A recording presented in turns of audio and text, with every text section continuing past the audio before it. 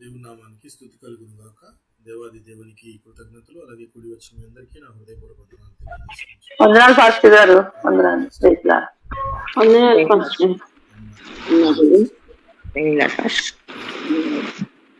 దేవుని వర్తమానాన్ని ధ్యానిద్దాం ప్రియులారా. దేవుని వర్తమానాన్ని ధ్యానిద్దాం. ప్రకటన గ్రంథము, యోహాను రాసిన ప్రకటన గ్రంథము 2వ అధ్యాయము మొదటి 4 వచనాలను చదువుకొని నేటి వాక్య ధ్యానాన్ని ప్రారంభించుకుందాం. ఎఫెసులో ఉన్న సంఘపు దూతకు ఇలాగు రాయము. 7 నక్షత్రములు తన కుడి చేత పట్టుకుని 7 దీపస్తంభముల మధ్య సంచరించువాడు చెప్పు సంగతులేవనగా, నీ క్రియలను, నీ కష్టమును, నీ సహనమును నేనెరుగుదును. నీవు దుష్టులను సహింపలేవనియు, అపోస్తులు కాకే తాము అపోస్తులమని చెప్పుకొని వారిని పరీక్షించి వారు అబద్ధికులని నీవు కనుగొంటివనియు, నీవు సహనము కలిగి నా నామము నిమిత్తము భారము భరించి అలయలేదనియు నేనెరుగుదును. ఆయనను మొదట నీకుండిన ప్రేమను నీవు వదిలితివి. నేను నీ మీద తప్పు ఒకటి మోపవలసి ఉన్నది. నువ్వు ఏ స్థితిలో నుండి పడితివో అది జ్ఞాపకము చేసుకుని మారు మనసు పొంది ఆ మొదటి క్రియలను చేయుము. అట్లు చేసి నీవు మారు మనసు పొందితేనే సరి.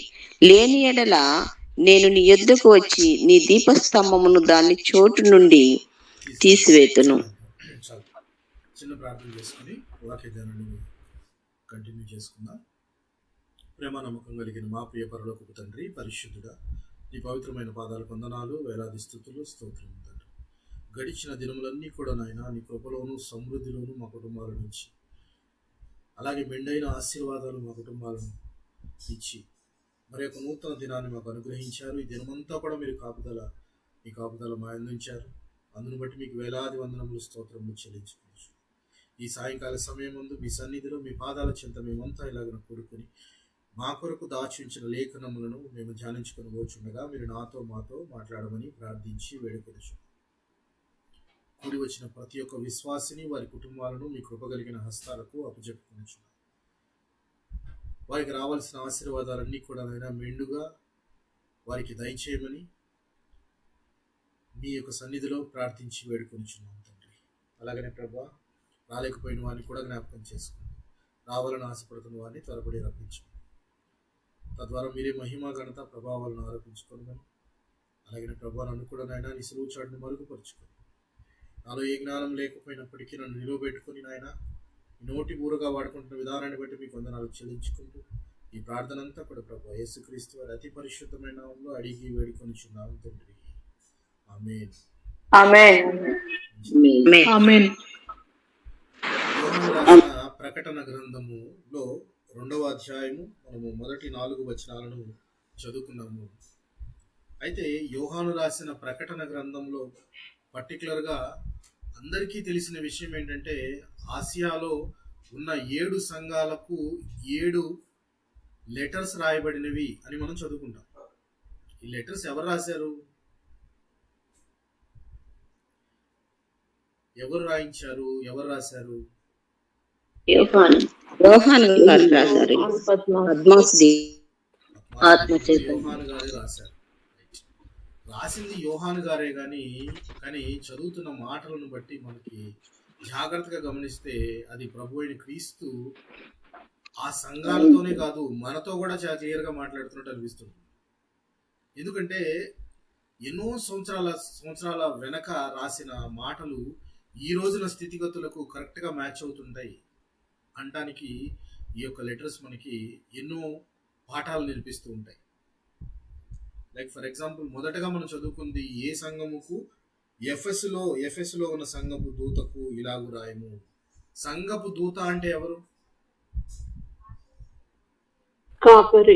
సంఘ కాపరి. సో ఈ లెటరు యోహాను గారు రాసినప్పటికీ కానీ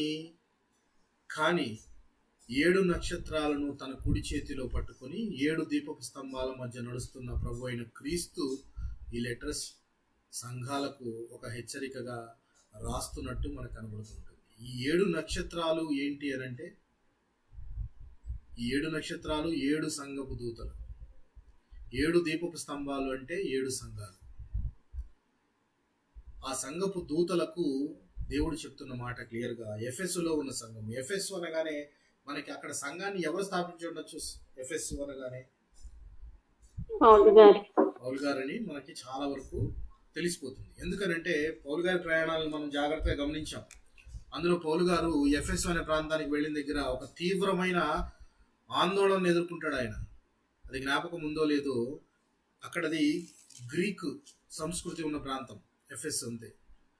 అక్కడ వారందరూ కూడా ఒక దేవతను పూజిస్తూ ఉంటారు, డయానా అనే దేవత, అదే అర్తమీదేవి అనే దేవతను పూజిస్తూ ఉంటారు.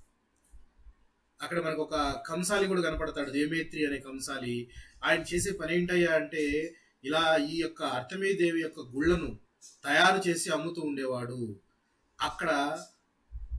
అక్కడికి వచ్చిన ప్రతివారు, ప్రపంచంలో నలుమూల నుంచి వచ్చిన ప్రతివారు కూడా ఆమె దేవత అని చెప్పి వాటిని కొనుక్కొని వెళ్ళి వాటిని ఆరాధిస్తూ పూజిస్తూ ఉంటారు.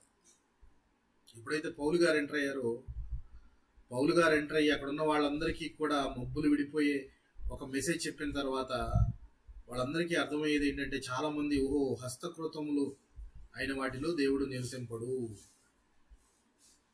బొమ్మలను పూజించుట లేక బొమ్మలను ఆరాధించుట వల్ల వచ్చు జ్ఞానము వ్యర్థము అని చెప్పి వాళ్ళకి అర్థమైన తర్వాత ఇక ఈ దేవేంద్ర గారి బిజినెస్ అంతా కూడా ఏమైపోతుంటుంది, తగ్గిపోతూ ఉంటే ఆయన తనలాగా పనిచేసే వాళ్ళని కొంతమందిని పోగేసుకొని ఒక పెద్ద గొడవ చేస్తాడు. గొడవ చేసి మన వ్యాపారానికి దెబ్బ తగులుతుంది, వ్యాపారానికి దెబ్బే కాదు అర్తమీదేవి యొక్క ప్రభావం కూడా తగ్గిపోతుంది అని క్లెయిమ్ చేస్తాడు ఆయన. ఒక్క మాట చదువుకొని మనం ముందుకు వెళదాం. అది అపోస్తుల కార్యముల గ్రంథము 19వ అధ్యాయము 27వ వచనాన్ని గమనిద్దాం.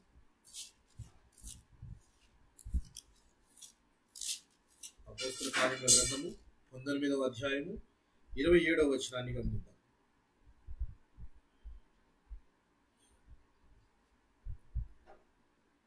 మరియు ఈ మన వృత్తి యందు లక్ష్యం తప్పిపోవుటయే గాక మహాదేవి అయిన అర్తమీదేవి యొక్క గుడి కూడా తృణీకరింపబడి ఆసియా యందంతటను భూలోకమందును పూజింపబడుచున్న ఈమె యొక్క గొప్పతనము తొలగిపోవునని భయము తోచుచున్నదని వారితో చెప్పాను.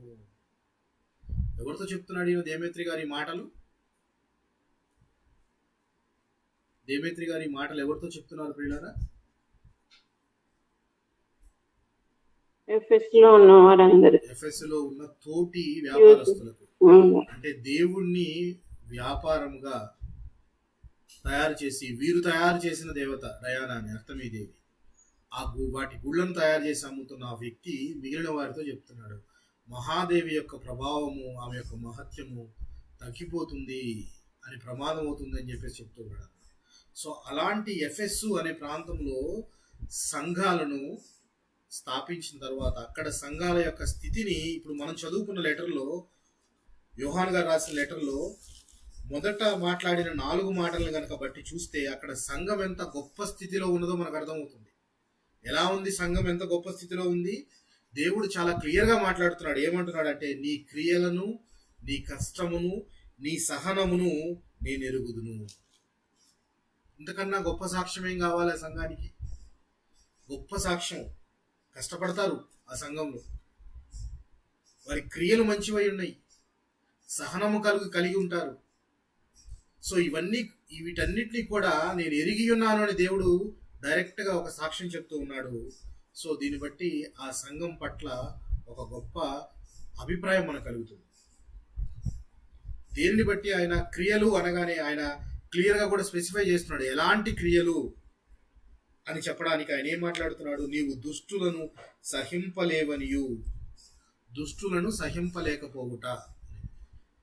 దుష్టులను సహింపలేకపోవుట అంటే దానికి ఇంకొద్దిగా క్లియర్గా అర్థం కావడానికి ఆయన అపోస్తలులమని చెప్పుకొనుచు వారిని పరీక్షించి వారు అబద్ధికులని నీవు కనుగొంటివని, అపోస్తలులని చెప్పుకుంటూ వచ్చి అబద్ధ బోధలు చేసే అబద్ధ బోధకులను నీవు గుర్తించావు.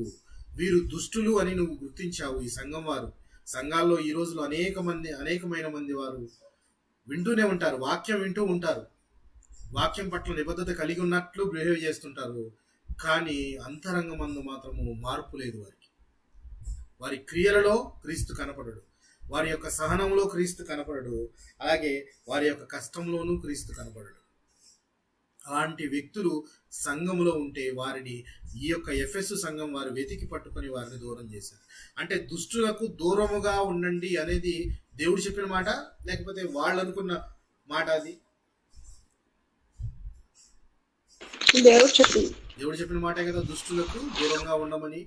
సో ఈ సంఘం వారు దుష్టులకు దూరంగా ఉంటున్నారు, కష్టపడి పనిచేస్తున్నారు, అలాగే సహనంతో ఉంటున్నారు, మరియు వారి క్రియలు గొప్పవై ఉన్నవి అని చెప్పి సంఘానికి ఒక మంచి అభిప్రాయం, ఒక మంచి సాక్ష్యం ఉంది. అయితే సాక్ష్యం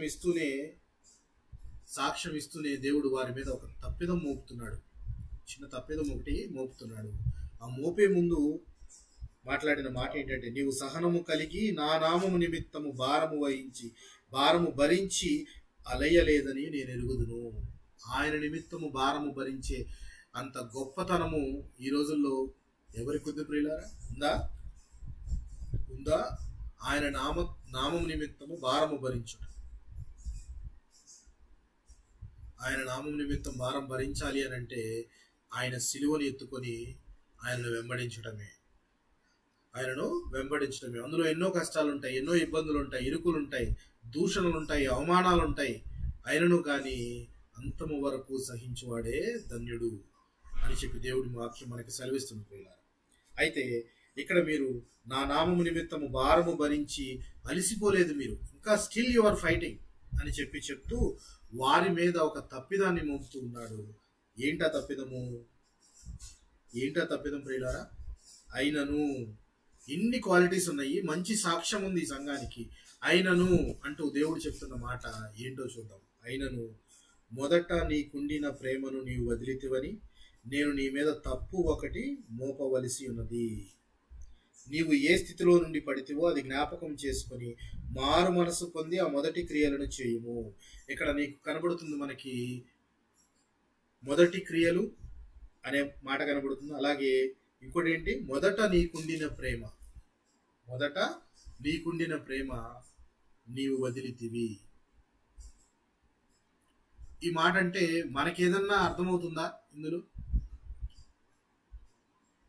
మొదట మీకుండిన ప్రేమ వదిలితివి అనగానే మీకేమన్నా అర్థమవుతుందా? ఏమన్నా అనిపిస్తుందా?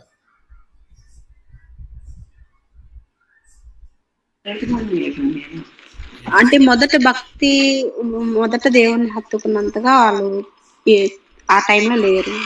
Very good sister. ఇంకా మిగిలిన వారికి ఏమనిపిస్తుంది? మిగిలిన వారు మొదట నీకుండిన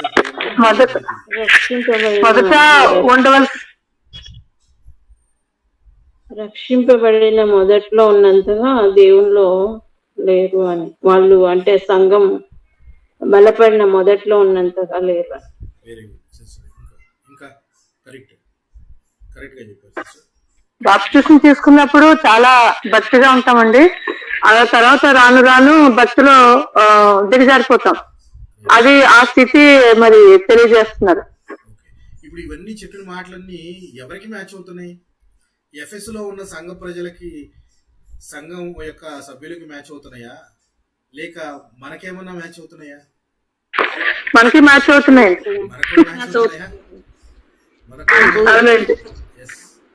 అవునండి. ఎందుకంటే వాక్యం అంటేనే మనకి మ్యాచ్ అవ్వాలి, మనకి తగలాలి. సో అందుకే అంటున్నాడు ఆయన, మొదట మీకుండిన ప్రేమను నీవు వదిలితివి. సో మారు మనసు పొంది మొదట చేసిన క్రియలను చేయుము. ఇలా బాప్తిజం తీసుకున్నప్పుడు ఉన్న ఉత్సాహం కానీ, భక్తి కానీ, ఆ నిబద్ధత కానీ ఇప్పుడు కనపట్లేదే సంఘంలో. ఉంది అని చెప్తే నీ క్రియలలో కనబరచట్లేదు. మొదట నీకుండిన ప్రేమ ఎలా ఉంది అని అంటే, ఒక వైవాహిక ప్రేమ మొదట్లో ఎలా ఉంటుంది? వివాహమైన కొత్తలో ఉన్న ప్రేమ చాలా ఎక్కువగా ఉంటుంది. రాను కొన్ని దినములు అయ్యేటప్పటికీ అది సన్నగిల్లుతున్నట్టుగా కనబడుతుంటుంది. మొదట దేవుణ్ణి ఎరిగి రక్షణలోకి నడవబడినప్పుడు చాలా శ్రద్ధగా, భక్తిగా దేవుణ్ణి ఆరాధిస్తూ, చర్చికి వెళుతూ, సంఘ సభ్యుల మధ్య సంఘ సహవాసం చేస్తూ ఉంటారు. రాను రాను రాను రాను వచ్చేటప్పటికి బాగా పని బిజీ అయిపోయిందండి. వెనకటి రోజుల్లో 8 గంటలు కూర్చొని ప్రార్థన చేసేవాళ్ళం అండి. మేము 6 గంటలు కూర్చొని ప్రార్థన చేసేవాళ్ళం అండి. ఇప్పుడు ఎవరున్నారండి? ఎవరు చేయటం లేదు. మరి నీకేమైంది? నీకేమైంది?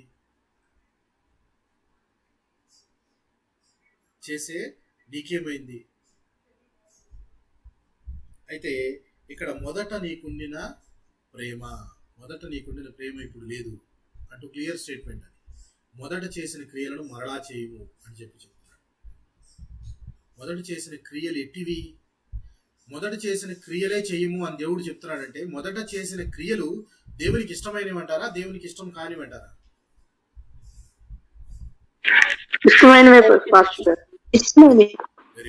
ఒక్కసారి మనం కొద్దిగా వెనక్కి వెళదాం. వెనక్కి చరిత్రలోని కనుక వెళ్తే ఈ ఇశ్రాయేలీలంతా కూడా ఐగుప్తు నుంచి కనానుకి వచ్చే మార్గంలో మోయాబు అనే ప్రాంతానికి వచ్చి ఆగుతారు. మోయాబు అనే ప్రాంతానికి వచ్చి ఆగితే అక్కడ రాజు ఎవరై ఉంటారు? మోయాబుకు రాజు ఎవరై ఉంటారు అంటే బాలాకు అనే రాజు ఉంటారు. ఆయన వీళ్ళందరినీ చూసి, ఇశ్రాయేలు జనాంగాన్ని చూసి, వారి యొక్క బలాన్ని చూసి చాలా భయపడిపోతాడు. ఎందుకంటే అప్పటికి అమోరీయులందరినీ కూడా ఓడించి వీళ్ళు వస్తూ ఉంటారు. వాళ్ళని చూసి ఈయన భయపడిపోయి మిద్యానీయులను కూడా తోడు చేసుకుని వీళ్ళందరినీ ఇశ్రాయేలుని ఎలా ఎదుర్కోవాలి, ఇంత గొప్ప జనాంగంగా కనపడుతున్నారు, మరియు దేవుడు వారి పట్ల చేసిన క్రియలన్నీ విని వీరు భయపడుతున్నారు కొద్దిగా. మిద్యానీయులు, మోయాబీయులు. మిద్యానీయులు అంటే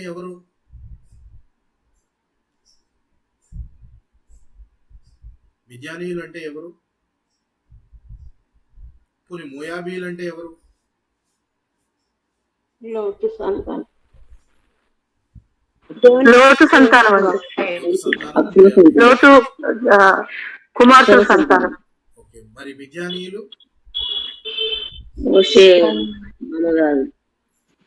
మిద్యానీయులు అంటే ఎవరో కాదు, వాళ్ళు కూడా అబ్రహాము సంతానమే. అబ్రహాముకు సారాతా కాకుండా, హాగరు కాకుండా కెతూరా అనే భార్య, ఆవిడకు వచ్చిన సంతానంలో మిద్యాను అనే వ్యక్తి ఉంటాడు. ఆ వ్యక్తి నుంచి వచ్చిన సంతానం అంతా కూడా మిద్యానీయులు. సో ఈ మిద్యానీయులు, మోయాబీలు ఇద్దరు తోడుగా జతగా చేరి వీళ్ళని ఓడించడానికి, వీళ్ళని మనం డైరెక్ట్గా ఎదుర్కోలేమని చెప్పేసి ఒక ప్రవక్తను పిలిపిస్తారు. ఎక్కడో నది, అంటే ఎక్కడ నది? అది యూఫ్రటీస్ నది దగ్గర ఉంటాడు ఆయన, పెత్తోరు అనే ప్రాంతంలో. ఎవరైనా బిలాము. ఆ బిలాము అనే అతన్ని పిలిపించి అతని చేత శాపవచనాలు పలికించాలని బహుగా ప్రయత్నిస్తారు. ప్రయత్నించిన తర్వాత, ఎంతగా ప్రయత్నించినా కానీ ఆయన వచ్చిన తర్వాత శాపవచనాలు ఆయన నోట్లో పలకకపోగా ఆశీర్వాద వచనాలే వస్తాయి. ఆశీర్వాద వచనాలు వచ్చిన తర్వాత ఆ ఆశీర్వాదాలు ఆయన ఇవ్వక ముందు శాపవచనాలు పలకండి అని చెప్పి ఆయనకి చెప్పినప్పుడు ప్రతిసారి ఆయన బహుమతి డబుల్ అవుతుంటది. అంటే నువ్వు శపిస్తే నేను ఇంత డబ్బిస్తాను, నువ్వు శపిస్తే ఇంత డబ్బిస్తాను అంటే ఒక అవినీతి వలన వచ్చిన బహుమానాన్ని ఆశించి ఆయన అనేక సార్లు ప్రయత్నించాలని చెప్పి 2-3 టైమ్స్ ప్రయత్నిస్తాడు. కానీ దేవుడు దానికి అంగీకరించాడు. దేవుడు తన ప్రజలను శపించనివ్వడు. సో ఇక ఆయన వల్ల కాదు అని చెప్పేసి వెళ్ళిపోతూ ఆయన ఒక సలహా ఇస్తాడు. ఏమనంటే, నేను శపించలేను, నా వల్ల కాదు, కానీ నేను ఒక సలహా ఇస్తాను. ఈ సలహా పాటిస్తే నువ్వు వారంతటా వారే ఇశ్రాయేలంతా నాశనం అవుతారని ఒక సలహా ఇస్తాడు. ఏంటా సలహా? జ్ఞాపకం ఉందా?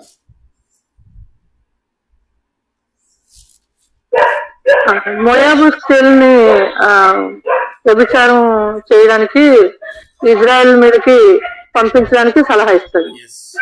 మోయాబు స్త్రీలను పణంగా పెట్టి, మోయాబు స్త్రీలను వారికి ఎరగా వేస్తే వారు వ్యభిచారము చేసి తమంతట తామే నాశనం అవుతారు. ఇక్కడ మనం ఆలోచించాల్సిన పాయింట్ ఏంటంటే ప్రియులారా, స్త్రీలతో వ్యభిచారము చేయటమే కాకుండా వీళ్ళు అంతవరకు చేసి వదిలేస్తే ఓకే, కానీ అక్కడ వీళ్ళు ఏం చేశారు అని అంటే, వ్యభిచారంతో పాటు ఆ స్త్రీలు పూజించే దేవతలకు కూడా వీళ్ళు మొక్కారు. వీళ్ళకి తండ్రి అయిన దేవుడు లేక యెహోవా దేవుడు క్లియర్గా చెప్పిన మాట ఏంటి? వీళ్ళకి దేనికి సాగిలపడకూడదు, దేనికి మొక్కకూడదు అని చెప్పాడు కదా. కానీ వీరేం చేశారు అని అంటే ఆ స్త్రీలతో వ్యభిచరించడమే కాకుండా ఆ స్త్రీలు పూజించే దేవతలను కూడా వీళ్ళు పూజించారట. దాంతో యెహోవా కోపము విపరీతంగా రగులుకుపోయింది. మోషేను పిలిచి మొత్తాన్ని వాళ్ళందరినీ నుంచోబెట్టి మొత్తాన్ని చంపించేసి అని చెప్తాడు. సో ఈ మాటలు చెప్పిన తర్వాత అక్కడ ఒక తెగులు ఏర్పడి ఆల్మోస్ట్ 24,000 మంది చనిపోతారు. ఎవరు? ఇశ్రాయేలీల్లోనే 24,000 మంది దాకా చనిపోతారు. ఎందుకు అంటే అక్కడ స్త్రీలంతా కూడా, మోయాబు స్త్రీలంతా కూడా బయలు దేవతకు మొక్కుతూ ఉంటారు. వీరంతా కూడా వారి దేవతను పూజిస్తూ బయల్ పేరుతో మీరు చేసిన వ్యభిచారము అని చెప్పి దేవుడు కోట్ చేస్తాడు. దాన్ని వాడితో కూర్చొని భోజనం చేసి వారి దేవతలకు నమస్కరిస్తారు. భోజనం చేయడం అంటే ఏంటి? అక్కడ విగ్రహారాధనతో కూడినది, విగ్రహాలకు అర్పించిన దాన్ని తిన్నారు అని అర్థం. చూడండి, సంఖ్యాకాండము 25వ అధ్యాయము మొదటి 3 వచనాలను చదువుకుందాం. సంఖ్యాకాండం 25వ అధ్యాయము మొదటి 3 వచనాలను చదువుకుందాం. ఇశ్రాయేలీలు షిత్తీములో దిగి ఉండగా ప్రజలు మోయాబురాండ్రతో వ్యభిచారము చేయసాగిరి.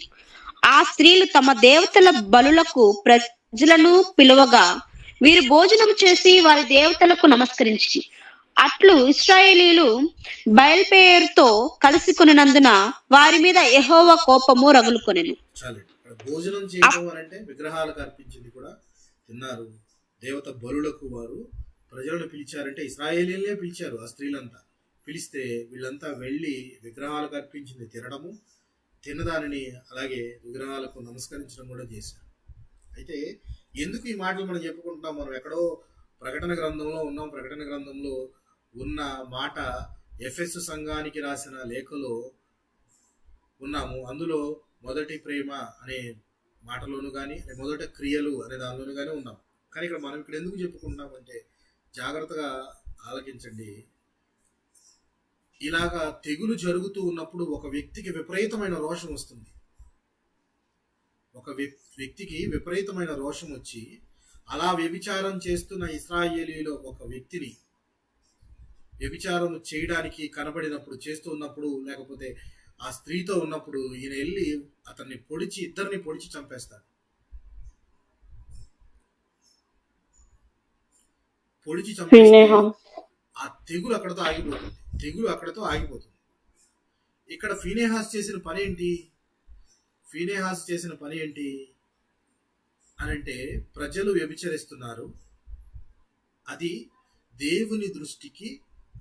దేవుని దృష్టికి ఇష్టమైనది కాదు, అసహ్యమైనది అని చెప్పి దేవునికి ఇష్టం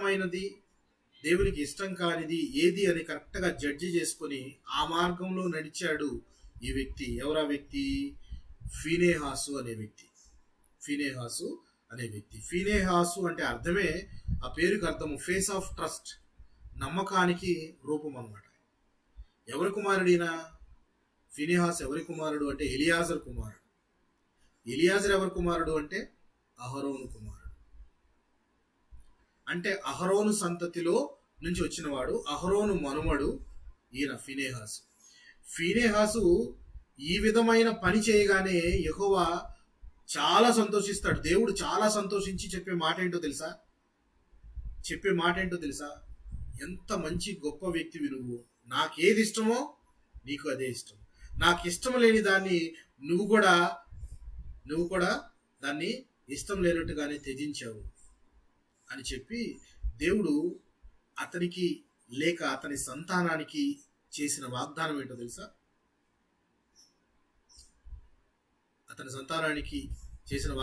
తెలుసా? యాజకత్వ నిబంధన నిత్యము ఈ యొక్క ఫీనేహాసు సంతతికి ఉండేటట్టు దేవుడు దాన్ని స్థిరపరిచాడు. అక్కడ అందులో గొప్పదేముందండి అని అనుకోవచ్చు. ఫీనేహాసు సంతతి వారికి ఫీనెహాసు సంతానం నుంచి వచ్చే వారికి నిత్యము యాజకత్వం ఉండేటట్టుగా ఆయన నిబంధనలు స్థిరపరిచాడు దేవుడు. ఆ మాట చదువుకుందాం, చూద్దాం. సంఖ్యాకాండం 25వ అధ్యాయము, సంఖ్యాకాండం 25వ అధ్యాయము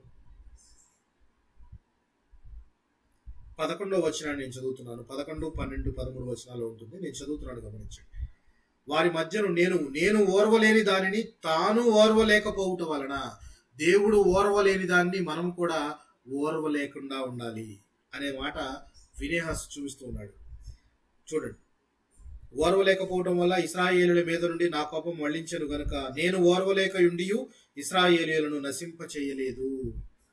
కాబట్టి నీవు అతనితో ఇట్లనుము, అతనితో నేను నా సమాధాన నిబంధనను చేయుచున్నాను, అది నిత్యమైన యాజక నిబంధనగా అతనికిని అతని సంతానమునకును కలిగి ఉండును.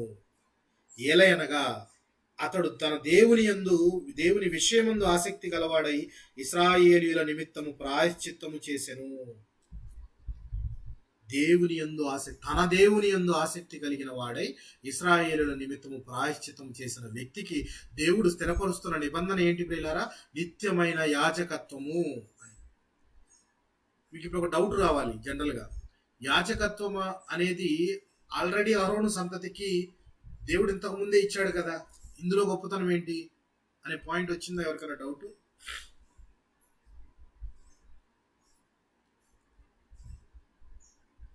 వచ్చిందా ఈ డౌట్ మీకు?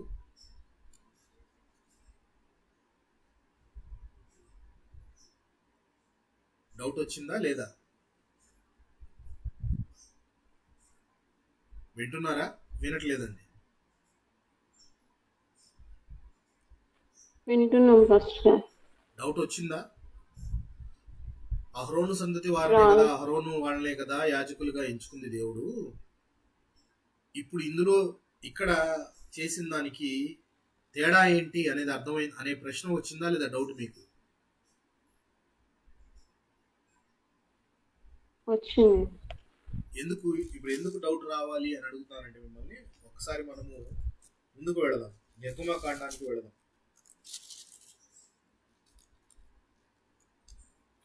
నిర్గమకాండానికి వెళితే 13వ అధ్యాయము 1వ వచనాన్ని చూద్దాం. 13వ అధ్యాయము 1వ వచనాన్ని, మొదటి 2 వచనాలను గమనిద్దాం. మరియు యెహోవా మోషేతో ఇలాగూ సెలవిచ్చెను, ఇశ్రాయేలీయులలో మనుషుల యొక్కయు పశువుల యొక్కయు ప్రథమ సంతతి అనగా ప్రతి తొలిచూలు పిల్లను నాకు ప్రతిష్ఠించుమని, అది నాదని చెప్పాను. చాలు. ఫస్ట్ దేవుడు ఎన్నుకున్నది ఏంటంటే ఇశ్రాయేలు జనాంగం మొత్తాన్ని దేవుడు నా ప్రజలో ఎన్నుకున్నాడు ఫస్ట్. తరువాత ఈ ఇశ్రాయేలీల ప్రజల్లోనూ కూడా మొదట పుట్టిన సంతానము నాది అన్నాడు. అంటే నాకు ప్రతిష్ఠితం చేయండి. ఫస్ట్ ఎవరైతే పుడతారో first born child belongs to God. అంటే కుటుంబంలో మొదట తొలిచూలు పుట్టిన పిల్లలందరూ కూడా నా వాళ్ళు అని చెప్పుడు. అంటే దేవునికి ప్రతిష్ఠించబడిన వారు అంటే అర్థం ఏంటి? ప్రత్యేకించబడిన వారు అని అర్థం. కన్సక్రేటెడ్ టు గాడ్, దేవునికి సమర్పించుకున్నవారు, వారు దేవుని పనులు చేస్తూ ఉంటారు అన్నట్లుగా. అంటే ఇశ్రాయేలీయులలో ఎంతమంది అయితే సంతానం ఉంటారో వాళ్ళలో మొదట పుట్టిన వారిని నేను నాకు ప్రతిష్ఠించుకుంటున్నాను, మీరు ప్రతిష్ఠించాలి. మొదట పుట్టిన సంతానము మేరీకి పుట్టిన మొదటి సంతానం ఎవరు? యేసుక్రీస్తు. అందుకే ప్రథమ ఫలం. ఆయన బిలాంగ్స్ టు గాడ్, దేవునికి ప్రతిష్ఠించబడిన ప్రథమ ఫలము. సో ఇక్కడ దేవుడు ఎన్నుకుంటుంది ఏంటంటే ఇశ్రాయేలు జనాంగాలందరిలో మొదట పుట్టిన పిల్లలు నాకు అని చెప్తున్నాడు. ఇప్పుడు సంఖ్యాకాండంకి వెళ్ళేటప్పటికి కొద్దిగా స్టేట్మెంట్ మారిపోతుంది, జాగ్రత్తగా గమనించండి. సంఖ్యాకాండము 3వ అధ్యాయము 11, 13 వచనాలు చూద్దాం.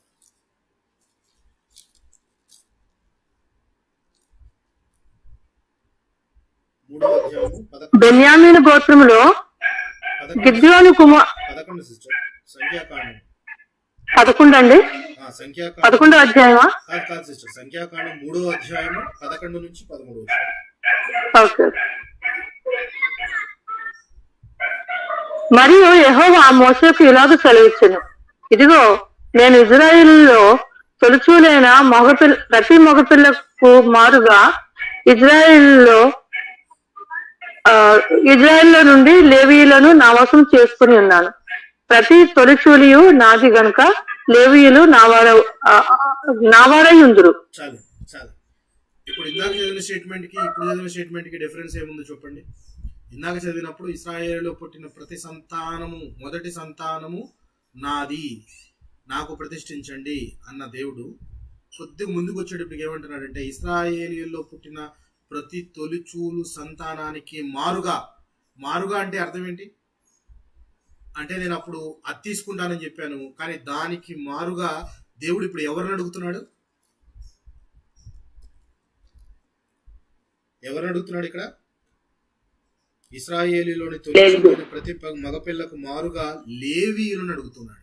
అంటే ఒక గోత్రాన్ని మొదట ఇశ్రాయేలీలు 12 గోత్రాలు నా వాళ్లే అన్నాడు. తర్వాత దేవుడు కొద్ది ముందుకు వచ్చాక అంటున్నాడు, వాళ్ళలో మగపిల్లలు ఎవరైతే ఫస్ట్ పుట్టిన వాళ్ళు ఉంటారో వాళ్ళని నేను ప్రతిష్ఠితం చేసుకుంటాను అంటున్నాడు. ఇంకొద్దిగా ముందుకు వచ్చేటప్పటికి ఏమంటున్నాడంటే లేవీయులను, ప్రతి మగ పిల్లవాడికి మారుగా లేవీయులను నా వశం చేసుకుంటున్నాను. అంటే లేవీయులు నాకు ప్రతిష్ఠితులు అని చెప్తున్నాడు. లేవీయులు నాకు ప్రతిష్ఠితులు అని చెప్తున్నాడు. అంటే ప్రతిష్ఠితులు అంటే అందుకే లేవీలో ఉన్న యాజకులందరికీ కూడా స్వాస్థ్యముగా ఏమీ ఉండదు, భూమి ఏమీ ఉండదు, దేవుడే వారికి స్వాస్థ్యము, దేవుడి పని చేయడమే వారి పని. అట్లాగా లేవీలు ఒక గోత్రాన్ని సెలెక్ట్ చేసుకున్నాడు. ఇక్కడ మనం ఆగి ఆలోచిస్తే అంత గొప్ప పని వీళ్ళు ఏం చేశారు మిగిలిన గోత్రాలతో కంపేర్ చేసుకుంటే?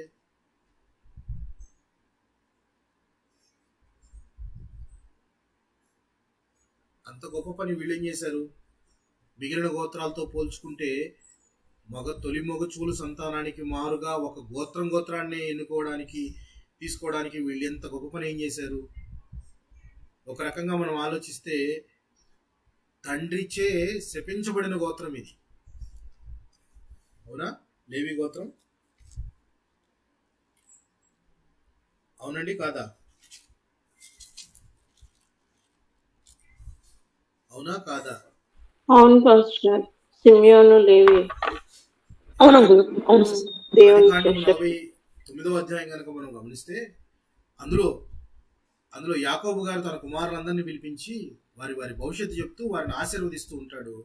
దానిలో భాగముగానే షిమ్యోను లేవీను ఇద్దరిని కలిపి దీవిస్తాడు. అంటే వారికి జరగబోయేది, లేకపోతే వారి గురించి యాకోబు చెప్పే మాట ఏంటి? చూద్దాము మాట. 49వ అధ్యాయం 5, 6, 7 వచనాలను చూద్దాం. ఆదికాండం 49వ అధ్యాయం 5, 6, 7 వచనాలను గమనిద్దాం. షిమ్యోను లేవి అనువారు సహోదరులు, వారి ఖడ్గములు బలాత్కారపు ఆయుధములు. నా ప్రాణమా వారి ఆలోచనలో చేరవద్దు, నా ఘనమా వారి సంగముతో కలుసుకొనవద్దు. వారు కోపము వచ్చి మనుష్యులను చంపిరి, తమ స్వేచ్ఛ చేత ఎద్దుల గుదికాలి నరములను తెగగొట్టిరి. వారి కోపము వేండ్రమైనది, వారి ఉగ్రత కఠినమైనది, అవి శపింపబడును. యాకోబులో వారిని విభజించెదను, ఇశ్రాయేలీయుల్లో వారిని చెదరగొట్టెదను. అసలు వాళ్ళ కోపం చాలా వేండ్రమైనది. వారు కత్తులతో మనుషుల్ని చంపారు, వారి చేతులు రక్తసిక్తమైనవి. షిమ్యోను లేవి చేతులు ఎప్పుడు సందర్భం జ్ఞాపకం ఉందా మీకు? ఏ సందర్భంలో వారి చేతులు రక్తసిక్తమైనయో? దీనా విషయంలో. రైట్, గుర్తుంది కాబట్టి నేను అది ముందుకు చెప్పట్లేదు. మీకు తమ సహోదరి అయిన దీనా విషయంలో షెకెమైన పట్టణంలో ఉన్న ప్రతి వారిని వారు సున్నతి చేసుకోండి అని చెప్పేసి చేయించుకున్న తర్వాత సున్నతి చేసుకున్న 3 రోజులు రెస్టెడ్ గా ఉండాలి. ఈ సమయంలో వారి మీద పడి మొత్తాన్ని పట్టణం మొత్తాన్ని చంపేస్తారు. రక్తసిక్తమవుతాయి చేతులు. అలాంటి వారి కోపాన్ని బట్టి యాకోబు తన చివరి దశలో, అవసాన దశలో కొడుకులను దీవిస్తూ షిమ్యోను లేవీయులను అంటున్నాడు, వారి కోపం వేండ్రమైనది, వారు కత్తులతో మనుషులను చంపేశారు, వారి ఉగ్రత కఠినమైనది.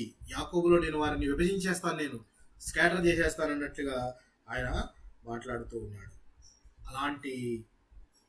అలాంటి గోత్రము కాస్త ఎందుకు ఇంతగా ఆశీర్వదింపబడి తొలి మగచూలు పిల్లవానికి మారుగా లేవీయులను నాకు ప్రతిష్ఠించుకుంటాను. దేవుడు నాకు ప్రతిష్ఠించుకుంటున్నాను అంటే అర్థం ఏంటి? దేవునికి ఇతను ప్రతిష్ఠితుడు అంటే అర్థం ఏంటి ప్రియులారా? దేవుని కోసం ప్రత్యేకింపబడిన దేవుని కోసం ప్రత్యేకింపబడిన వాడు అని అర్థం. నాజీలు చేయబడుట అని ఉంది కదా. సో అలాగే ప్రత్యేకించబడిన వాడంటే కంప్లీట్లీ అతను దేవుని పనే చేస్తూ ఉంటాడు, దేవుని కొరకే జీవిస్తుంటాడు, దేవునికి ఇష్టమైన పనే చేస్తుంటాడు, దేవునికి అసహ్యమైనది ఏది ముట్టుకోడు. సో అలాగా లేవీయులను ప్రతిష్ఠించుకోవడానికి గల కారణము ఏంటి అంటే మన మోషే గారు ఎప్పుడు ఎక్కి వెళ్ళే కొండ ఏంటి? సీనాయి పర్వతం. అక్కడికి వెళ్ళి ఒకసారి దిగి వచ్చేటప్పటికి కింద వీరంతా బంగారు దూడను జయించుకొని ఎగురుతూ ఉంటారు, ఇదే మా దేవుడు అని చెప్పేసి. ఇదే మా దేవుడు అని ఎగురుతూ ఉంటే అప్పుడు మోషే వచ్చి ఒక కమాండ్ ఇస్తాడు, మీలో మీ సహోదరులు మీ పక్కనున్న వాళ్ళందరినీ కూడా నరికి చంపేయండి అని చెప్పగానే ఎవ్వరు ముందుకు వస్తారు అని అంటే లేవీయులు ముందుకొస్తారు. లేవీయులు ముందుకొచ్చి తమ సహోదరులు అని చూడకుండా తప్పు చేసిన వారందరినీ కూడా నరికి వేసేస్తారు. దీంతో ఆ యొక్క గోత్రం కాస్త ఒక్కసారి శపించబడిన గోత్రం కాస్త ఆశీర్వదింపబడి వారిని దేవుడు ప్రతిష్ఠించుకుంటాడు. ఇప్పుడు లేవి గోత్రం మొత్తాన్ని ప్రతిష్ఠించుకున్నాడు. కానీ ఫీనేహాసు చేసిన పని వల్ల ఆ గోత్రంలో ప్రత్యేకముగా ఆ సంతానం వారే యాజకత్వం చేసేటట్టుగా నిబంధన జరిగింది. అంటే అహరోనుకు మిగిలిన కుమారులు లేరా?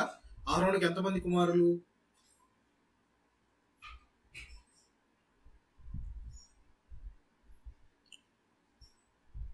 అహరోను కుమారులు 5. అహరోను కుమారులు ఎలియాజరు, ఈతమారు, అబీహు, నాదాబు.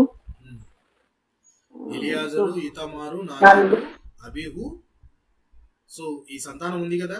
సో వీళ్ళందరికీ లేనిది ఈతమారు కూడా యాజక దానిలో ఉన్నాడు, నాదాబు అబీహుకు లేదు.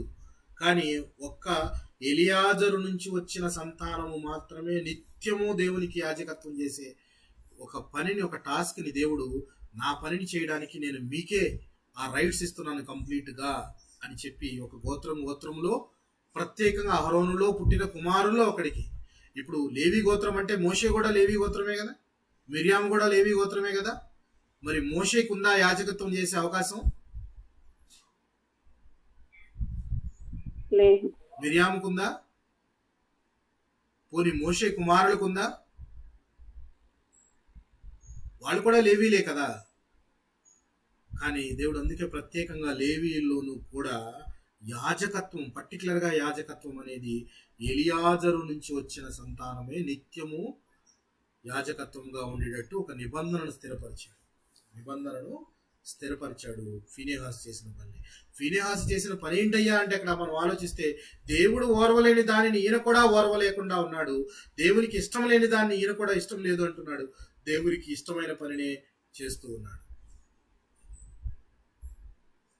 అంటే దేవుని నిబంధన పట్ల ఎంత ప్రేమ కలిగి ఉన్నాడు.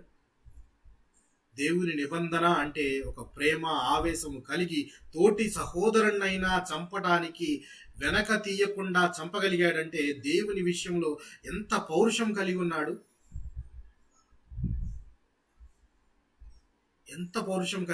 అతన్ని చంపేయడం ద్వారా అప్పటిదాకా వచ్చిన తెగులు కాస్త ఆగిపోయి 24,000 మంది చనిపోయిన తర్వాత తెగులు ఆగిపోతుంది, దేవుని యొక్క కోపము చల్లారుతుంది.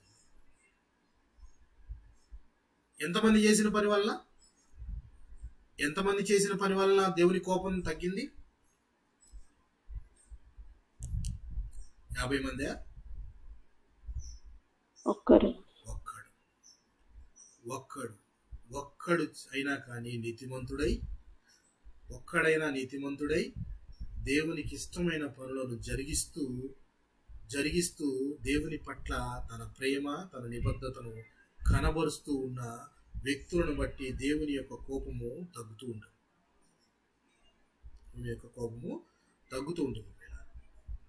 అయితే ఈ మాట మనం ఎందుకు చెప్పుకున్నాము అని అంటే, ఎలియాజరు కాలంలో దేవుని పట్ల ఇంతగా కసి, ఇంత ప్రేమ దేవుని పట్ల ప్రేమ ఉంది కాబట్టి ఆయన నిబంధనను పాటించాలి, కాబట్టి అందుకే ఆయన నిబంధనను మీరిన వారిని శిక్షించాలి అని చెప్పి తన క్రియల ద్వారా చూపించాడు ఈయన ఎలియాజరు. మరి ఇంత ప్రేమ, ఇంత నిబద్ధత దేవుని పట్ల ఉన్న ఈ వ్యక్తులే, ఈ ఇశ్రాయేలీల జనాంగమే, ఈ జనాంగమే ఇర్మియా గారి కాలంలో ఇర్మియా గారు కూడా మాట్లాడుతున్న మాట ఏంటో ఒకసారి గమనిద్దాం. ఇర్మియా గారి కాలం వచ్చేటప్పటికి ఎలా మారిపోతున్నారు చూడండి. ఇర్మియా గ్రంథము 2వ అధ్యాయం, ఇర్మియా గ్రంథము 2వ అధ్యాయం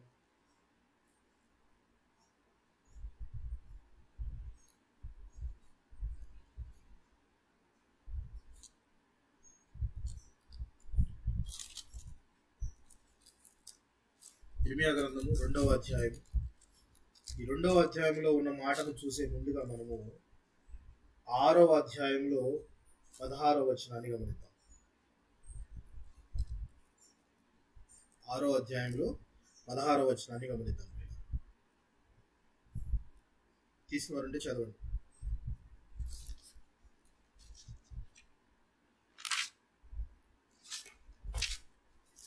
యెహోవా ఇలాగే సెలవిస్తున్నాడు, మార్గములలో నిలిచి చూడుడి, పురాతన మార్గములను గూర్చి విచారించుడి, మేలు కలుగు మార్గం ఏది అని అడిగి అందులో నడుచుకున్నది, అప్పుడు మీకు నెమ్మది కలుగును. అయితే చాలు. యెహోవా ఇలాగూ సెలవిచ్చుచున్నాడు, మార్గంలో నిలిచి చూడుడి, పురాతన మార్గములను గురించి విచారించుడి, మేలు కలుగు మార్గం ఏదో అని అడిగి అందులో నడుచుకునుడి. అంటే మేలు కలిగే మార్గంలో నడుచుకోండి అని ఇర్మియా గారు జ్ఞాపకం చేస్తున్నారంటే, అప్పటి ప్రజలు మేలుకరమైన మార్గంలో నడుస్తున్నారా లేదా? లేకపోతేనే కదా ఆయన చెప్తుంది, లేకపోతేనే కదా చెప్తుంది.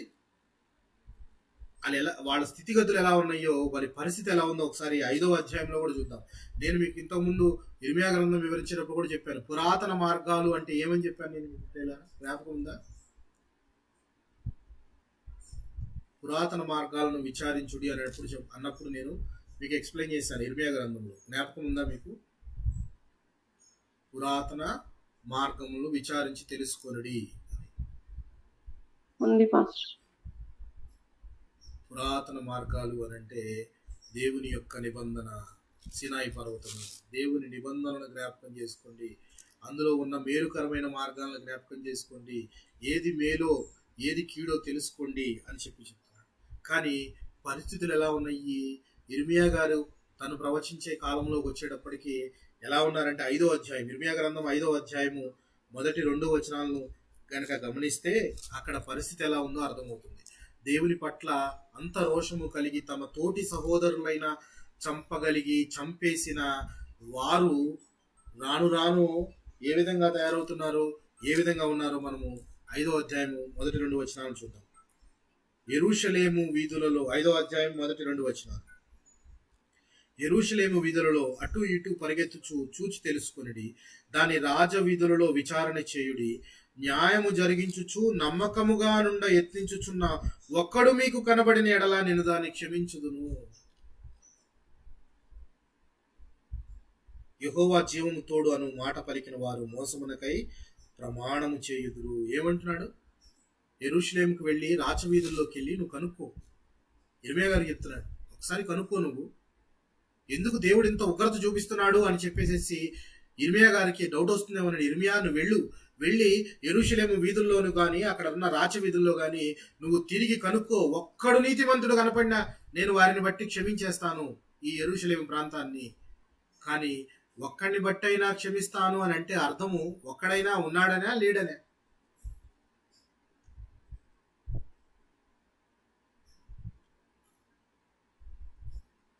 ఉన్నాడనా లేడనని? లేడనే. అంటే నీతిమంతుడు ఒక్కడు కూడా లేడు. అంటే మొదట వారు చూపించిన ప్రేమ ఏమైపోయింది? ఇప్పుడు ఏమైపోయింది? దేవుని మీద మొదట చూపించిన ప్రేమ జారిపోయింది, పూర్తిగా లేదు. అన్య దేవతల విగ్రహాలను పెట్టుకొని వారు విగ్రహారాధన చేసి బహుగా చెడుతనము జరిగించి ఆల్రెడీ 10 మంది గోత్రాల వారు అష్షూరు చెరలోనికి వెళ్ళిపోయారు. ఇప్పుడు ఇర్మియా గారి కాలంలో వారి మీదకి బబులోనీయులు రాబోతూ ఉన్నారు. వేరే వారికి అప్పగిస్తున్నాడు దేవుడు అంటే అర్థం ఏంటి? నీతిమంతుడు ఒక్కడున్నా నేను క్షమిస్తానంటున్నాడు. దేవుని యొక్క గొప్పతనం ఎంత! నిజంగా గొప్పవాడు. ఒక్కడున్నా చాలండి. నీతిమంతుడు, నీతి జరిగించేవాడు, వాడిని బట్టి నేను అనేక మందిని అందరినీ క్షమిస్తానంటున్నాడు. కానీ నీతిమంతుడు ఒక్కడు కూడా కనపట్టలే అక్కడ. మరి దేవుడు తనకు ప్రతిష్ఠించుకున్న లేవి గోత్రంలో ఉన్న యాజకులైనా కనపడాలి కదా.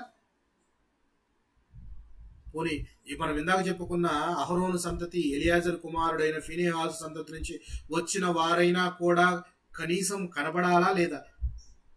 వాళ్ళ తండ్రులు, పినతండ్రులు, వారి పితరులు దేవుని పట్ల ఎంతగా నిబద్ధత కలిగి ఉన్నారు, దేవుని పట్ల వారు ఎంత ప్రేమను కనబరిచారు, దేవుని నిబంధన అంటే ఎంత భయముతో భక్తితో ఉన్నారో వీరికి తెలీదా? తెలిసి కూడా వీరు దారి తప్పిపోయిన స్థితిలో ఉంటే దేవుడు శిక్షించక ఏం చేస్తాడు? దేవుడు శిక్షిస్తాడు. సో మొదట ఉండిన ప్రేమ లేకుండా, మొదట ఉన్న భక్తి లేకుండా పోయింది. దేవుడంటే ఉన్న ఆసక్తి ఇప్పుడు లేకుండా పోయింది.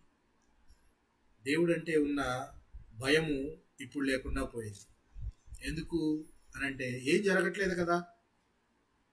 ఒకప్పుడు ప్రతి విషయం ముందు ప్రార్థన చేసేవాళ్ళు, అమ్మో ప్రతి చిన్న పనికి దేవుని సహకారం అడుగుదామని. ఇప్పుడు పొద్దున ఒకసారి, రాత్రి ఒకసారి గుర్తొస్తే, లేదు అంటే లేచిన తర్వాత మార్నింగ్ ఉదయాన్నే లేచిన వెంటనే పడుకోబోయే ముందు, మిగిలిన సమయాల్లో అనేక సమయాల్లో దేవుడు గుర్తు రావడం లేదు. దేవుడు అంటే మనకి ఒక అడ్వాంటేజ్గా తీసుకుంటాము, ఒక గ్రాంటెడ్గా తీసుకుంటాం. అది ఏం చేయటం లేదు కదా అని. ఒకప్పుడు మేమే 4 గంటల పాటు ప్రార్థన చేసేవాళ్ళం అండి. కూర్చుంటే ప్రేయర్ అసలు అయ్యేదే కాదు. పాటలు పాడేవాళ్ళము, ప్రార్థన చేసేవాళ్ళము, కంటిన్యూగా ఒక 3 అవర్స్ కూర్చునేవాళ్ళము.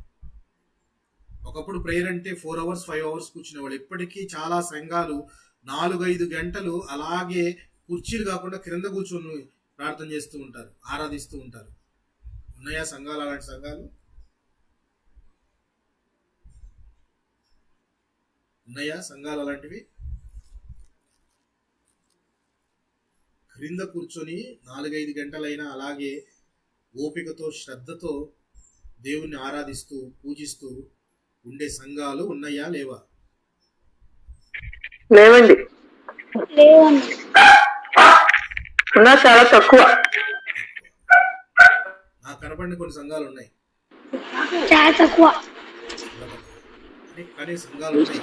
అలాంటి సంఘాలు అంటే దేవుని పట్ల ఆ ప్రేమ, మొదట నీకుండిన ప్రేమ ఇప్పటికీ నీ క్రియలలో కనబరుస్తున్నావా లేదా? మొదట నీకుండిన భక్తి ఇప్పటికీ నీకుందా? వదిలివేసావా? మనల్ని మనం ప్రశ్నించుకోవాలి పిల్ల. ఎప్పుడు ఎక్కడ నుండి పడ్డావో ఆ స్థితిని గమనించు అని అంటున్నాడు. ఆ స్థితిని గమనించు అంటున్నాడు. ఎక్కడి నుంచి పడ్డామనంటే అసలు పాపం అనే చెర నుంచి మనము విడిపించగలగటమే గొప్ప విషయము. దాని నిమిత్తం ఆయన ప్రాణము సహితము పెట్టి మనలను విడిపించాడు దాస్యము నుంచి ఒక్కసారి విడిపోయిన నీవు మరలా దాస్యం అనే కాడి కిందకి వెళతాను అని అంటే ఆల్రెడీ జైలు శిక్ష అనుభవించి వచ్చావు, మరలా నేను జైలుకి వెళ్తానంటే ఎవ్వరు బాగు చేయలేరు. సో దాస్యం అనే కాడి కిందకి మరలా నువ్వు వెళ్ళాలని అనుకుంటున్నావేమో. ఇక్కడ ఎఫెసు సంఘానికి రాసిన లెటర్లో ప్రభు అయిన క్రీస్తు అంటున్న మాట, మొదట నీకున్న ప్రేమను నీవు వదిలితివి. ఏ స్థితిలో నువ్వు పడితేవో అది జ్ఞాపకం చేసుకుని మారు మనసు పొంది ఆ మొదటి క్రియలను చేయము. మారు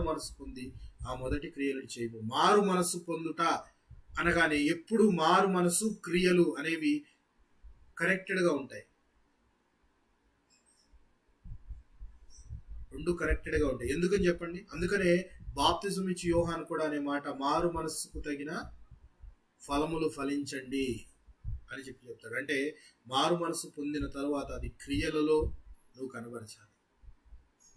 నీ క్రియలు అట్టివై ఉండాలి, మారు మనస్సుకు తగిన క్రియలైనట్టు ఉండాలి అని చెప్తూ, అలా గనక లేకపోతే నీ సంఘానికి పెట్టిన దీపస్తంభాన్ని నేను అక్కడి నుంచి తొలగించేస్తాను. చెప్పారు కదా, 7 దీపస్తంభాలు 7 సంఘాలకు సాదృశ్యంగా కనబడుతుంటే 7 నక్షత్రాలు ఆ సంఘపు దూతలుగా కనబడుతూ ఉన్నాయి పిల్లలు. ఆ సంఘపు దూతలకు దేవుడు చెప్తున్న మాట, నీ సంఘాన్ని ఆ దీపాన్ని పక్కకు నెట్టేస్తాను అని చెప్పి.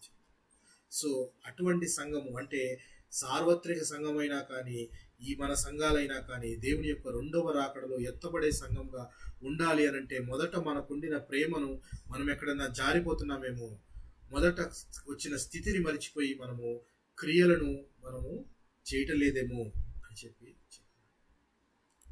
ఈ మాటలు చెప్తూ ఆయన మరి ఒక మాట మాట్లాడుతూ ఉన్నాడు. ఏంటంటే, అయితే ఈ ఒకటి నీలో ఉన్నది.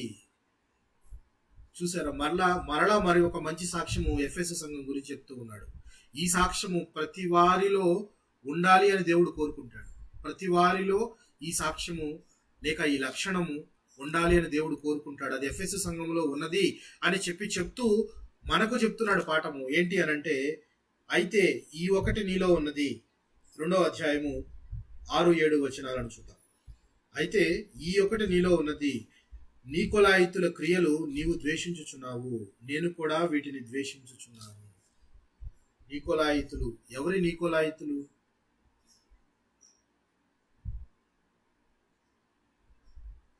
అబద్ధ బోధకులు.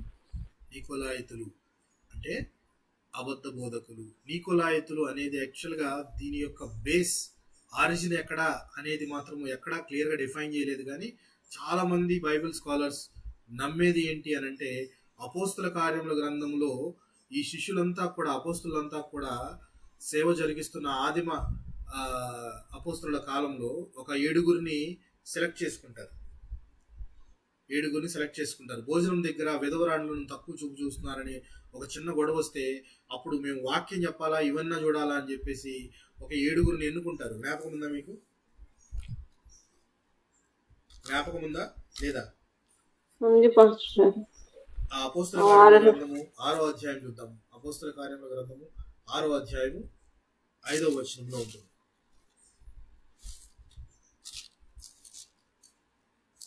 6వ అధ్యాయము 5వ వచనంలో ఉంటుంది.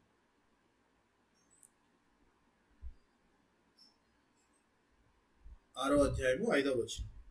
ఈ మాట జనసమూహం అంతటికి ఇష్టమైనందున వారు విశ్వాసముతోనూ పరిశుద్ధాత్మతోనూ నిండుకొనిన వాడైన స్టెఫను, ఫిలిప్పు, ప్రోకోరు, నికానోరు, తీమోను, షర్మెనాసు, యూదుల మత ప్రవేశుడైన అంత్యోకయ వాడును అగు నికోలాసు అను వారిని ఏర్పరచుకొని వారిని అపోస్తలుల ఎదుట నిలువబెట్టి వీరి ప్రార్థన చేసి వారి మీద చేతులుంచిరి. ఇక్కడున్న నికోలాసు అనింది కదా, ఆ నికోలాసు నుంచి ఆయన బోధనను విని ఉండేవారంతా కూడా నికోలాయితులు అని పిలువబడతారు అని చెప్పేసి కొంతమంది యొక్క భావన. అసలు నికోలాస్ అంటే అర్థము వన్ హూ కాంక్వర్స్ ద పీపుల్, ప్రజలను జయించువాడు అని అర్థం. సో ఈయన నుంచి వచ్చే బోధలన్నీ కూడా విన్నవారు అని చెప్పి కొంతమంది అభిప్రాయపడితే, మరికొందరు ఏమి అభిప్రాయపడతారంటే, అసలు యాక్చువల్గా ఇది ఒక గ్రీకు పదము. ఈ గ్రీకు పదము నికోలా, NICHOLAH, నికోలా అంటే అర్థము let us eat things offer to idols, అంటే విగ్రహాలకు అర్పించిన వాటిని తిందాం రండి, విగ్రహాలకు అర్పించిన వాటిని తిందాం రండి అని అర్థము ఆ మాటకి గ్రీకులో. Let us eat the food offer to the idols అంటే విగ్రహాలకు అర్పించిన దాన్ని తినడం. ఇందులోనే ఈ మాటలోనే మ్యాక్సిమం అర్థం ఉండిపోయింది. సో నికోలాయితులు చేసే క్రియలేంటి ఇప్పుడు మనకు అర్థమైపోయింది. ఏం క్రియలు చేస్తారు అంటే, విగ్రహారాధన లేక విగ్రహాలకు అర్పితమైనది, విగ్రహాలకు పెట్టినది తినొచ్చు అనే బోధను సమర్థించేవారు, అలాంటి బోధలు చేసేవారు, అబద్ధ బోధలు చేసేవారు, వారు నికోలాయితులు అని అంటారు. అంటే బోధలో అబద్ధ బోధ చేసే వారిని పాటించే వారిని దేవుడు ద్వేషిస్తున్నాడు. ఆ ఎఫెసు సంఘం వారు కూడా వారిని ద్వేషిస్తూ ఉన్నారు. అంటే అర్థం ఏంటంటే, ఇక్కడ మనకి నికోలాయితులు అనేది ఏ డెఫినేషన్ అయినప్పటికీ, అది ఏమైనప్పటికీ అక్కడ మనకు అర్థమవుతుంది ఏంటంటే, దేవుడికి ఇష్టమైన పనులు చేసేవారు, దేవుడికి ఇష్టం కాని పనులు చేసేవారు. దేవుడికి ఇష్టమైన పనులు చేసేవారు ఇష్టం లేని పనులు చేసే వారికి దూరంగా ఉండాలి, వారిని దూరం పెట్టాలి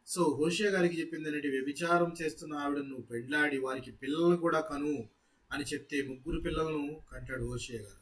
3 పిల్లలను కనిన తర్వాత కూడా ఆమె ఈయనని విడిచిపెట్టి వెళ్ళిపోతుంది. విడిచిపెట్టి వెళ్ళిపోయిన ఆమెను కూడా మరలా కొంత ధనం ఇచ్చి వెనక్కి తీసుకొని రా అని చెప్పి దేవుడు ఆయనకి చెప్తాడు. ఇదంతా మనకి చూస్తుంటే స్టోరీ అంతా దేవుడు ఏం చెప్పాలనుకుంటాడంటే, ఇశ్రాయేలీయులకు, మీరు ఎంతగా నన్ను త్యజించినా నేను మాత్రం మిమ్మల్ని హత్తుకుంటాను, నేను మాత్రం మిమ్మల్ని దగ్గర తీసుకుంటాను. మీరు ఎంతగా దారి తప్పిపోయి చెడిపోయినా మిమ్మల్ని నేను క్షమించగలిగిన స్థితిలో ఉన్నాను, క్షమించి మిమ్మల్ని దగ్గరకు చేర్చుకుంటాను. ఎంత గొప్ప కృపామయుడు దేవుడు నిజంగా.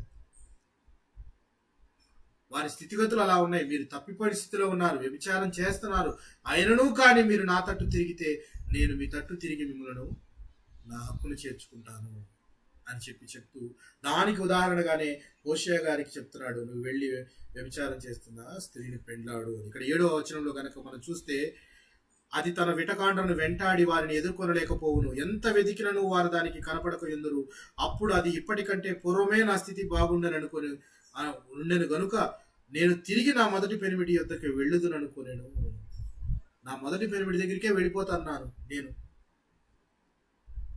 నేను పెట్టుకున్న విగ్రహాలు కానీ, నేను పెట్టుకున్న దేవుళ్ళు కానీ, నా ఆపత్కాల స్థితిలో నేను దిగజారిన స్థితిలో ఉంటే ఏవి నన్ను కాపాడలేకపోయినా, ఏవి నన్ను రక్షించలేకపోయినవి, ఎందుకని నా పూర్వపు స్థితిలోనికి, నా పూర్వపు పెనిమిటి దగ్గరికే నేను వెళ్ళిపోతానని హోషేయ గారి భార్య ఎలాగ అనుకుంటుందో, ఈ ఇశ్రాయేలులంతా కూడా ఒక రోజున ఈ వారు పెట్టుకున్న బొమ్మలు ఏమీ చేయలేవు అని తెలిసినప్పుడు తిరిగి తమ దేవుడి వద్దకే తిరిగి వస్తారు అని చెప్పడానికి దేవుడు మాట చెప్తూ ఉన్నాడు. అంటే దేవునితో నీకున్న రిలేషన్, దేవునితో నీకున్న సంబంధము ఎక్కడైనా కట్ అయిందా, అంటే ఎక్కడైనా ల్యాకింగ్ ఉందా, దేవునితో ఉన్న సంబంధంలో ఎక్కడైనా గ్యాప్ అనిపించిందా మీకు ఎప్పుడైనా? దేవునితో మనకున్న సంబంధంలో ఎక్కడో ఒక చోట ఒక చిన్న గ్యాప్ వచ్చింది అని ఇప్పుడు అనిపించిందా మీకు?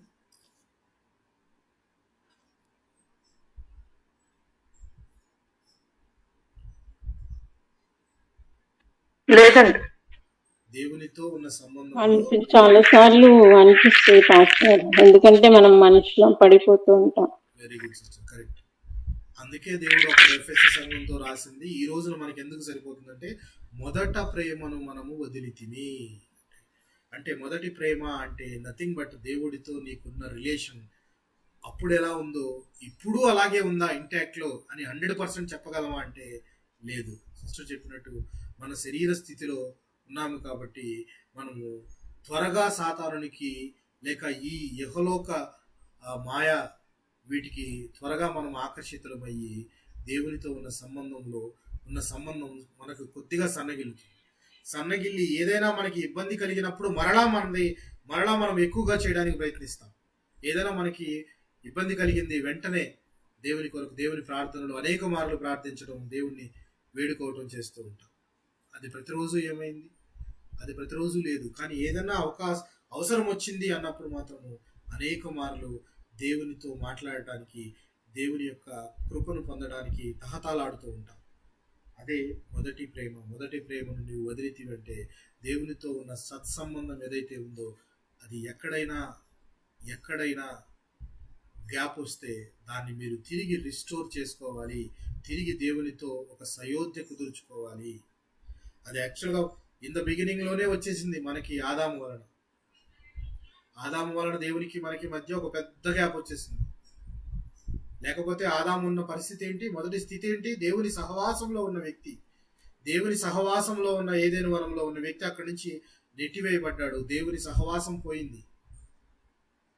మరలా దేవుణ్ణి కనుక్కోవాలి అని అంటే అది మన వల్ల కాదని చెప్పి దేవుడు మీ వల్ల కాదు, దానికి నేనే రావాలి అని చెప్పి ఆయనే వాక్యమే శరీరధారిగా వచ్చి మన మధ్య నివసించి ఒక మాదిరికరమైన జీవితాన్ని చూపించి, ఇదిగో తండ్రి యొద్దకు నేను ఎక్కి వెళుతున్నాను, తండ్రి యొద్దకు వెళ్ళడానికి నేను తప్ప ఎవరు లేరు, తండ్రి వద్దకు మిమ్మల్ని తీసుకెళ్లేవాడు ఎవడైనాను నా ద్వారా తప్ప తండ్రి యొద్దకు ఎవరునూ చేరలేడు అని దేవుడు అని ప్రభు అయిన క్రీస్తు చెప్పిన స్టేట్మెంట్ వెరీ క్లియర్.